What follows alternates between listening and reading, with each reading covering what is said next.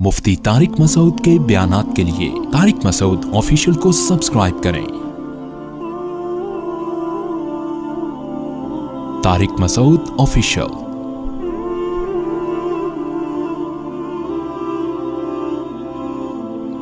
इस ज़माने में दीन की खिदमत करने के लिए एक तरीका है, घर में बाउंड होके अपनी खानका में बंद होके आप बैठ जाओ, तो आपका काम बहुत महदूद, लेकिन आपको पता नहीं होगा कि दुनिया कहाँ से कहाँ जा रही है और इस्लाम के खिलाफ और अहले हक के खिलाफ क्या क्या दुनिया में साजिशें हो रही हैं। तो इस ज़माने में कोई भी काम होगा, क्योंकि इस वक्त इस्लाम की दुनिया में हुकूमत नहीं है, इस वक्त तो कुफ्र की हुकूमत है, तो आपको दुनिया में जो भी काम करना पड़ेगा। अब जैसे ये जो यूट्यूब की अर्निंग भी इसी में आ गई, कहते ना ऐसे एडवर्टाइज चल रहे हैं। मैं लोगों से कहता हूं कि ये जो आप शैम्पू की बोतलें बेच रहे हैं, इन पे तस्वीरें होती हैं कि नहीं होती हैं? तो होना तो ये चाहिए। उस तस्वीर को पहले आप क्या करें, नही अनिल मुनकर में आता है, नबी ने फरमाया जो गुनाह देखे हो अपने हाथ से क्या करो, मिटा दो। सबसे पहले आप शैम्पू की बोतल पे तस्वीर को क्या करेंगे, मिटाएंगे। लड़कियों की आप हो सकता है वो तस्वीर देख के बदनजरी करे, लेकिन आप क्या कहेंगे, भाई मेरे बाप की कंपनी नहीं है मेरे पास इसके अलावा ऑप्शन नहीं है। तो एक खालिस हराम है और एक ऐसा हराम है जो है तो हलाल, लेकिन हराम की उसमें क्या हो रही है, आमेजिश हो रही है। तो ये फर्क आज करना पड़ेगा। लेकिन ये फर्क जब कोई दूसरा पैसा कमा रहा होता है ना, तो फिर लोग नहीं कर रहे होते। जब खुद मुब्तला होते हैं तो फिर क्या करते हैं, फौरन करना शुरू कर देते हैं। इस्लामिक बैंकिंग हराम है, नाजायज है, सारी दुनिया बहुत अरसे तक चीखती रही। बहुत से लोग, कुछ तो बेचारे उलमा थे जो जिनकी राय यही थी, वो तो दलाइल की दुनिया में उनकी राय थी, वो अब भी है। लेकिन बहुत से लोग अब सब एक ही कान इधर से पकड़ो, कान इधर से पकड़ो। लेकिन जब पैसे खत्म हो गए और उनको पता चला भाई बैंक लोन दे के आपको घर बनाने की सहूलत दे रहा है, आपको इस्लामिक बैंक किस्तों में गाड़ी दे रहा है, फौरन दारुल उलूम कुरंगी से फतवा लेकर आ गए, भाई मेरे पास उलमा का क्या है, फतवा है। जब जरूरत पड़ी तो क्या हो गया, भाई ये तो उलमा का फतवा है ना, ये तो शरन क्या कहते हैं।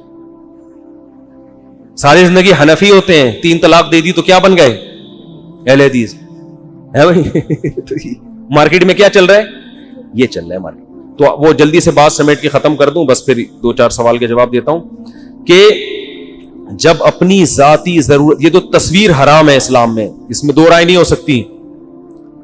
लेकिन मेरे भाई फिर दुबई जाने के लिए भी तस्वीर क्या है, हराम है। आप दुबई जाने के लिए किस बेस पे तस्वीर खिंचवा रहे हो? आपका दिल चाह रहा है थाईलैंड घूमने फिरने जाओ, इंजॉय करने, तस्वीर खिंचवानी पड़ेगी कि नहीं पड़ेगी? तो वहां फौरन क्या हो जाएगा, जायज हो जाएगा।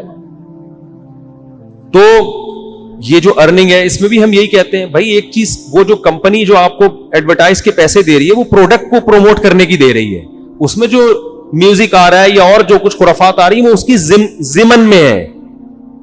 तो आपके मशवरे से अगर ऐसा कर रहे हैं तो गुनाह होगा, नहीं कर रहे तो जैसे शैम्पू की बोतल पे आपका इख्तियार नहीं है, ऐसे ही उस एडवर्टाइज पे भी आपका इख्तियार नहीं है।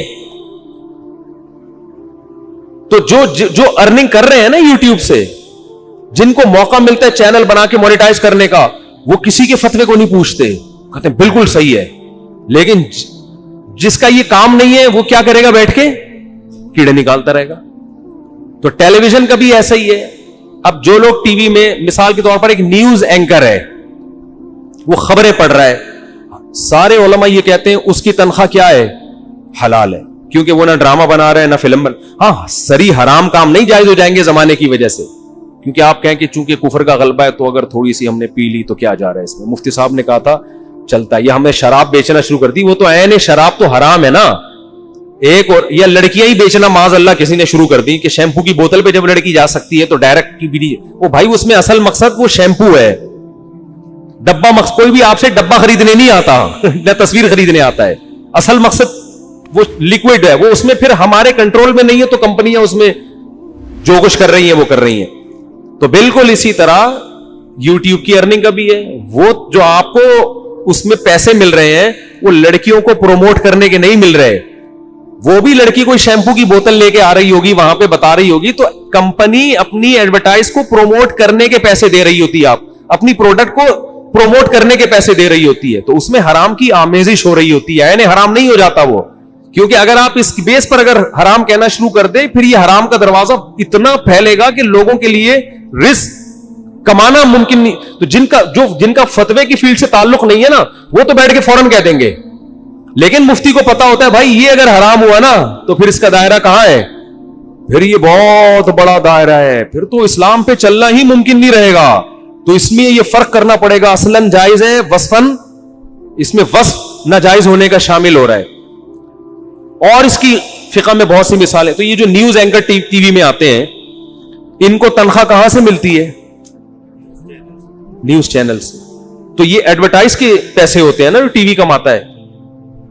تو ٹی وی جب ایڈورٹائز میں تو وہی ہو رہا ہے, لڑکیاں بھی آ رہی ہیں, اشتہار بھی ہو رہے ہیں, لیکن ہم وہاں یہی فتویٰ دیتے آئے ہیں کہ بھائی ٹی وی میں ایڈورٹائز میں اگرچہ بے حیائی ہو رہی ہے, لیکن کمپنی جو ٹیلی ویژن کے چینل کو پیسے دیتی ہے وہ اپنی پروڈکٹ کو پروموٹ کرنے کے دے رہی ہوتی ہے. اس پروڈکٹ میں زیادہ تر جائز چیزیں ہوتی ہیں, کچھ ہوتی ہیں ناجائز بھی.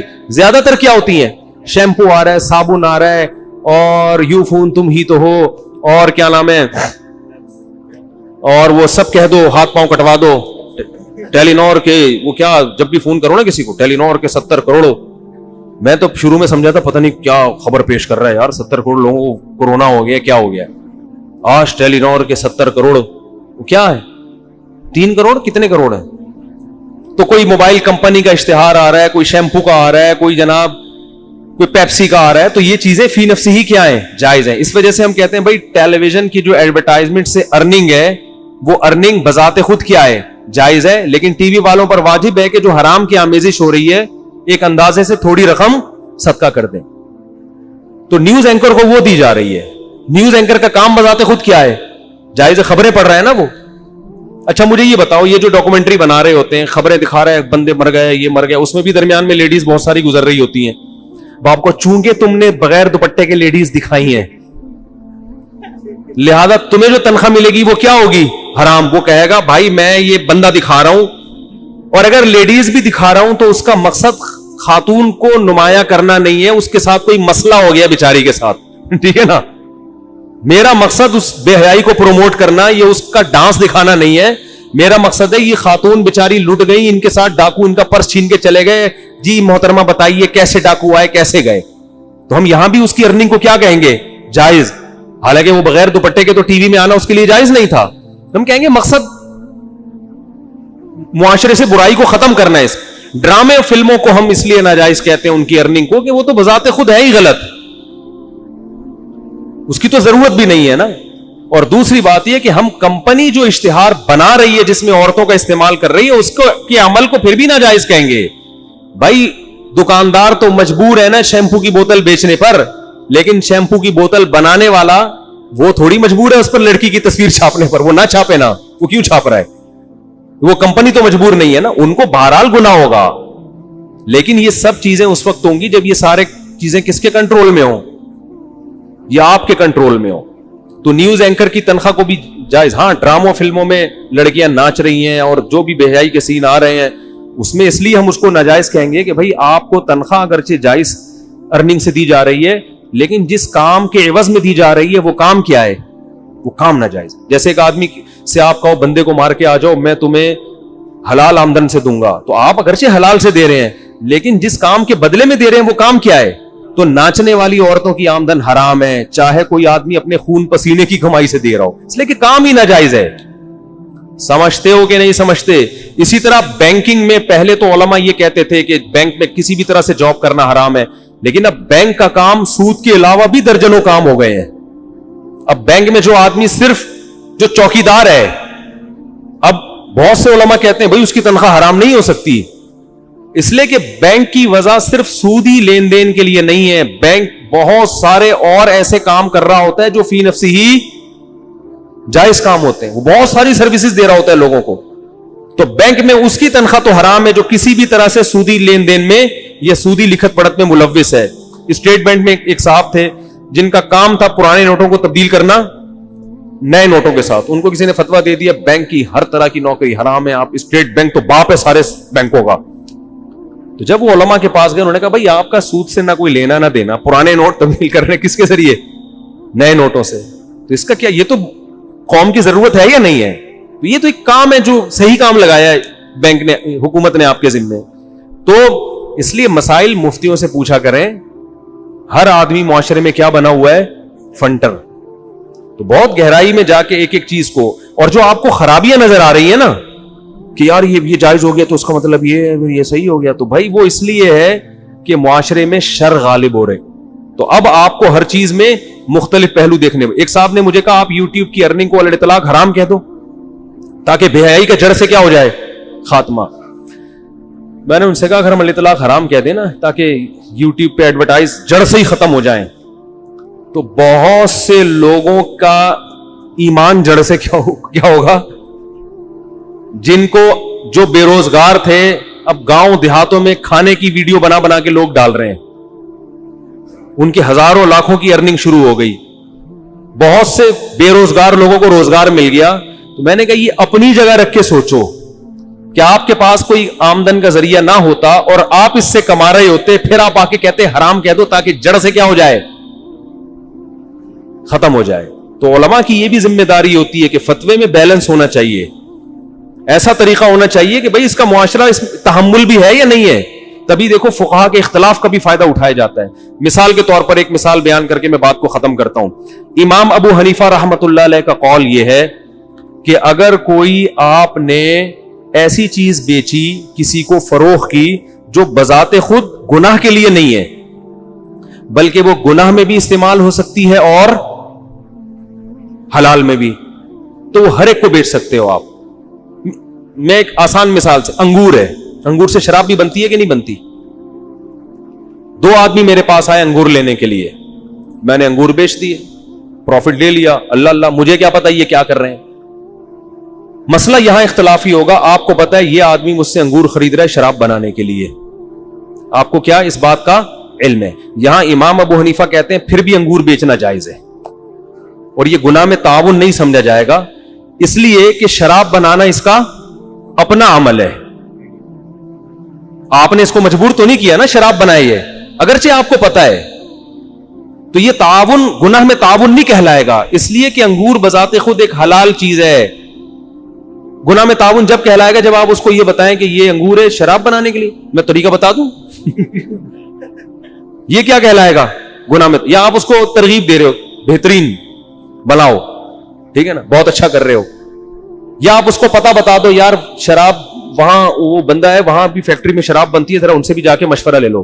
اس طرح کا کسی بھی قسم کا آپ نے اس کے ساتھ تعاون کیا تو یہ کیا کہلائے گا؟ گناہ میں تعاون. شراب بنانے کے جرم میں آپ برابر کے شریک. لیکن کہتے ہیں انگور بیچنے سے آپ کو گناہ نہیں ملے گا, حالانکہ پتہ ہے کہ یہ کیا کر رہا ہے. لیکن صاحبین جو امام ابو حنیفہ کے دونوں شاگرد ہیں اور جمہور علماء وہ یہ کہتے ہیں کہ آپ کو اگر نہیں پتا کہ یہ کیا کرے گا پھر تو بیچنا جائز ہے, لیکن جس کے بارے میں یقین ہے کہ یہ اس سے شراب بنائے گا اس کو انگور بیچنا جائز نہیں ہے, پروفٹ آپ کے لیے حلال نہیں ہے. اب یہ اختلافی مسئلہ ہے نا, بہت عرصے تک فتویٰ اسی پہ چلا آیا ہے کہ صاحبین کے قول پہ, جمہور کے قول پہ اسی پہ فتویٰ چلا ہے. لیکن اب کیا ہو رہا ہے؟ اب بہت سے علماء امام ابو حنیفہ کے قول پہ گنجائش دے رہے ہیں, اس لیے کہ اب اگر آپ نے علی الاطلاق اس کو حرام کہہ دیا, کمپیوٹر کا کاروبار گیا تیل لینے, موبائل کا کاروبار گیا بولو, کیونکہ آپ کو بسا اوقات یقین ہوتا ہے کہ بھائی یہ اتنا نیک آدمی نہیں ہے جو کمپیوٹر گھر میں لے کے جا رہا ہے اس پہ حج اور عمرے کی ڈاکومنٹری دیکھے گا. بہت دفعہ آپ کو تقریباً یقین ہوتا ہے, قریب بہ یقین ہوتا ہے بھائی یہ فلمیں تو دیکھے گا اس کے اوپر, لیکن ہم یہی کہیں گے بھائی یہ نہیں دکھا رہا, یہ اس کا ذمہ دار نہیں ہے. یہ تو بیچارہ اپنے بذات خود کمپیوٹر ایک جائز چیز ہے, جائز میں بھی استعمال ہوتی ہے اور حرام میں بھی استعمال ہوتی ہے, تو یہ تو اپنا بیچارہ ایک بزنس کر رہا ہے. تو زمانے کی وجہ سے جہاں گنجائش ملتی ہے, علماء کہتے ہیں یہ زمانہ ایسا ہے کہ رزق کے حلال ہونے میں جہاں گنجائش کا پہلو ہوگا اس پہلو کو اس زمانے میں ترجیح دی جائے گی تاکہ لوگوں پہ رزق کا دروازہ بند نہ ہو. پہلے شدت تھی کیونکہ لوگوں کے پاس حلال دروازے اتنے زیادہ تھے کہ شدت اختیار کرنے سے فائدہ یہ ہو رہا تھا, معاشرے میں برائی بالکل جڑ سے ختم ہو رہی تھی. اب شدت اختیار کرنے میں برائی ختم نہیں ہوگی, وہ تو پھیل چکی ہے. اب جو بیچارہ حلال کمانا چاہتا ہے اس پہ حلال کے دروازے کیا ہو جائیں گے؟ بند ہو جائیں گے. مثلا یوٹیوب کے آپ بول دو کہ مونیٹائزیشن حرام ہے, تو کیا مطلب یوٹیوب پہ اشتہار چلنا بند ہو جائیں گے؟ ہے بھائی, بہت سے دینی چینل بند ہو جائیں گے. وہ کہیں گے یار ہماری جب اس سے ارننگ ہی نہیں ہو رہی تو ہم ویڈیو کیوں شیئر کریں. اس سے جو خیر کی بات ملٹی پلائی ہو کے پھیل رہی تھی وہ کیا ہو جائے گی؟ ختم. اور جو گانے اور فلموں والے چینل ہیں ان کو تو حلال حرام کی پرواہ نہیں, وہ دھڑا دھڑ کریں گے. بہت سے دینی چینل ایسے ہیں جو ارننگ کا ذریعہ ہے, جو اس لیے نہیں پروموٹ کر رہے ہوتے علماء کی تقریروں کو کہ علماء کی تقریر, وہ کہتے ہیں بھائی ہماری کمائی کا ذریعہ ہے. تو ہم کہتے ہیں چلو فلموں کو پروموٹ نہیں کر رہے, کس کو پروموٹ کر رہے ہو؟ علماء کے بیانات. اور باقی جو ڈانس ماس اور یہ اشتہارات اس قسم کے آ جاتے ہیں وہ یوٹیوب پہ ویسے ہی اتنے ہیں کہ اس کے لیے کسی کو ان کے چینل کے اشتہار دیکھنے کی ضرورت نہیں ہے. یعنی اس میں کوئی وہ بھی نہیں ہے کہ آپ اس مونیٹائزیشن کو بند کر دو تو معاشرے میں خیر کا اتنا غلبہ ہو جائے گا کہ یوٹیوب پہ بیچارہ تلاش کرتا رہے گا کسی لڑکی کا مجھے کوئی چہرہ نظر آ جائے, اور بیچارہ شرمندہ ہو کے واپس آئے گا, بولے گا ہائے یوٹیوب پہ تو حج عمرے کے علاوہ مجھے کچھ نظر. تو اب حکمت اور مصلحت کا تقاضا کیا ہے؟ بھائی اس پہلو کو ترجیح دو, اس پہلو کو نظر انداز کرو. کوئی اپنے طور پر تقوی کی انتہا کو پہنچے اور کہے نہیں بالکل نہیں, تو بہت اچھی بات ہے. سمجھتے ہو بات کو؟ تو ایسے ہی ہے جیسے ہم ڈاکٹر ذاکر نائک کو مشورہ دیں گے لیڈیز کو کمرے سے باہر نکال دو, یہ سب کو ادھر بٹھاؤ, درمیان میں تمبو, کیا پتا یہ ٹکٹکی باندھ کے بندہ آیا ہے میں ڈاکٹر ذاکر نائک سے توحید سیکھنے آ رہا ہوں, اور اصل میں آیا ہوں اپنی سیٹنگ کے چکر میں. امکان تو ہے نا. ڈاکٹر ذاکر نائک بولے گا ابے تو تھوڑی دیر کے لیے اپنی فلسفے کو ایک طرف رکھ لے, جو دعوت پھیل رہی ہے نا یہ اس کا بیڑا غرق ہو جائے گا. تو چھوٹے فساد کو برداشت کیا جائے گا بڑے فساد سے بچنے کے لیے.